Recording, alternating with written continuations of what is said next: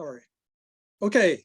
I'm Kim Solons, talking about how AI can save humanity from itself, and soon reimagining scale of intervention in medicine. Humanity's biggest problems are not overwhelming for AI.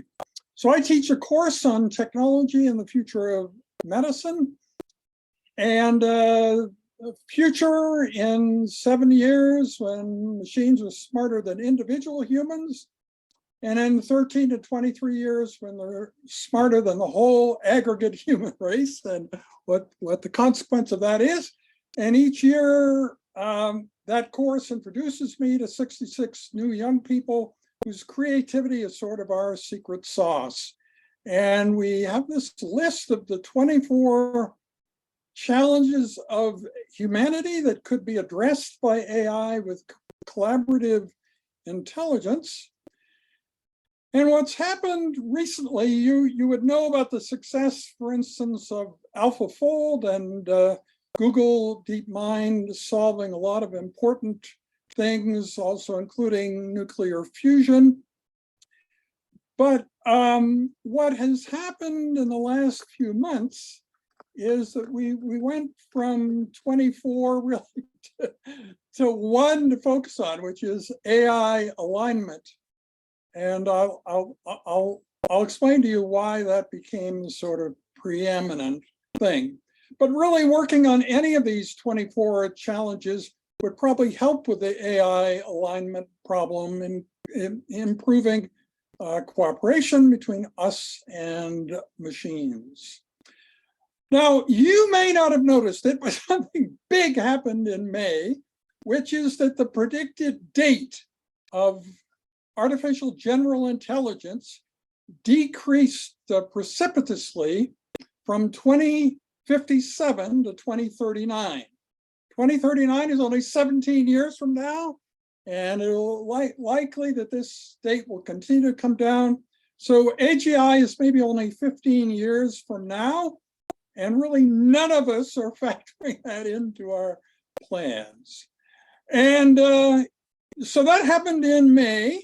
And in June, Eliezer Yudkowsky published his idea of AGI ruin and a list of lethalities. And you can't imagine a scarier document than this one. He's got 43 bolded paragraphs, each of which describe a different way that artificial general intelligence is going to kill us all, and nobody's doing anything about it. And it's just so sad. So we got to thinking about this, Rich Sutton in computing science and I, and thought you could use the same arguments to posit that there would be a future utopia that Eliezer is using to predict this future apocalypse. So we are seeking 2.5 million for our team of 28 to do that. And the idea then is to promote this idea not only of AGI utopia in general, but AGI medical utopia and probably public health. It's the area of medicine where you could more quickly apply machine-generated structures or ideas. And what about the structure of what we're doing? It's kind of confusing. I guess there are grants, there are courses, and there is a company, and yeah. So we're quite open to rethinking structure. We can sense, and I think you can sense, this is going to have a big impact. The question is how to do it. We have no question that this should be focused in Canada, and the people I'm talking to now should play an important role. So the only published criticism of our efforts in this area is very interesting. Ordinarily, you don't highlight your criticism. What this criticism says is this is what Kim Solons and Rich Sutton are saying about this future utopia. Where are all the other people who should be talking about this? Why are they the only two? And that is really cool. As far as we can tell, that is the case. This is not a popular idea. And yet, even by suggesting it, makes it more likely that it will happen, which is much better than the Eliezer Yudkowsky alternative of us being blindsided by malignant AI and all dying this horrible death that we're doing nothing to prevent. Yeah, so this is part of the faculty for our team, very diverse faculty. How did this come about, this faculty? Well, by pitches here. The first pitch, people suggested I apply for a CBAR grant. I did that, and that led to a group of 18, and more recently, we have applied for a CIHR grant. That application went in today. So to give us this total team of 28, these are some of the students in the team. And cooperation with DeepMind is also pretty cool. DeepMind's decisions about what to do next are made strictly internally. Not even the rest of Google can influence that. But since we have people on our team who work in Google DeepMind, it is our thought that we can probably have some influence over that. Humility is an important part of the plan because it's going to be a while before DeepMind formalizes any sort of contractual association with us. It doesn't mean we're not influencing that. It's just not based on a contract. Yeah, so basically that's the pitch.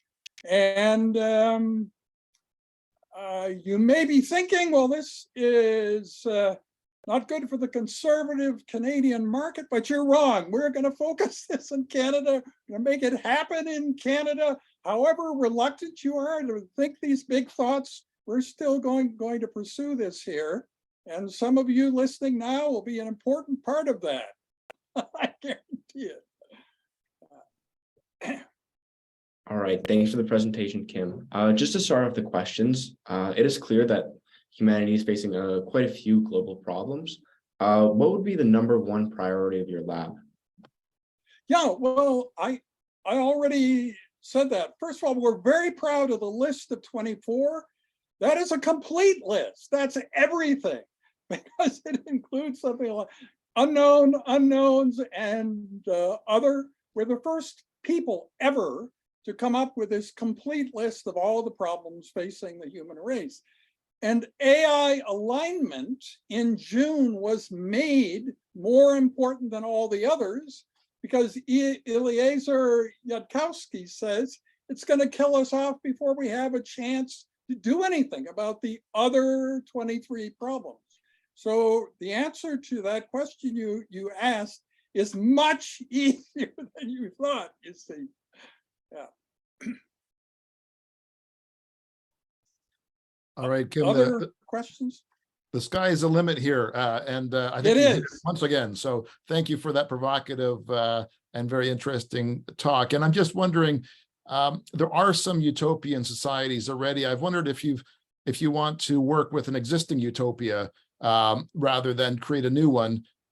One that does exist in Canada, including Alberta. Maybe it's not a fully accurate descriptor, but the Mennonite community tends to be an isolated group that minimizes contact with the outside world and tries to have stability. Right. And they live simply, and they may not be the programmers that you need, but they may be interested in your concept of a utopia. And then you could study how you could integrate. The major problem I see is trust. Like, people are afraid of Bill Gates, and they like to start wars and create all sorts of dissent. And they're argumentative and individualistic. So I'm just wondering, is there a utopia you want to study, and how are you going to build trust? So we're building trust by starting with the groups of people that I'm already heavily interacting with. #1, medical students, particularly second-year medical students. So they will be a primary group that we're working with. Say that's a little bit elitist, maybe not representative of the average young person. So I have another group. They're sort of at-risk youth poets. You probably know that I've been very active in the poetry scene the past 7 years. And so by combining those two, you get the views on a future utopia of young people from two different backgrounds, one more medical and somewhat privileged, and another where they're at risk every time they leave the house, you know, and all sorts of existential questions faced by those at-risk young people up every day, and that's why their poetry is as good as it is. Yeah, so that's part of where we're starting, but I think suggesting other groups is very good, and I think the Mennonites would be very, very interesting for us. I welcome any suggestions any of you have. There is no upper limit to how big we can think. There may be for you, but not for us. So just keep that in mind. And this is going to happen here. Rich Sutton is the most prominent AI person here, and so you know we can do this. So yeah, that's so I look forward to hearing from you, and don't be shy.